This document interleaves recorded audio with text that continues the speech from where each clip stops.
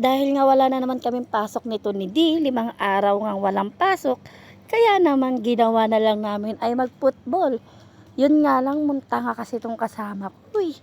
Pero okay lang, at least ako yung pinapatira niya na pinapatira. Ah, 'di ba nakakatuwa lang kasi ito na lang yung bonding namin kasi wala akong ginawa kundi matulog, mag-gym.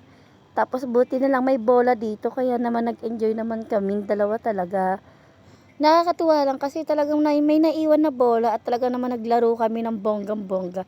Ayan ang saya ko diyan kasi talagang bihira lang 'tong mangyari, eh. Ngayon lang as in, kasi di naman kasi kami halos lahat naggaganyan kasi nga siyempre madaling araw na ante, 'pag mga ganyang oras tulog kami.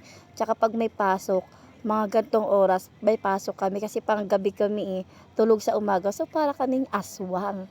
Nasa umaga tulog, sa gabi lang lalabas, charot lang. Pero naman yung office naman kasi namin is malapit lang. Pinahabol pa talaga ako sa bola, pagod na nga ako, oh my God, umaalog pa yung aking babelya. Bahala na kayo dyan. Basta ako tapos na, nakakapagod, yun lang, bye-bye!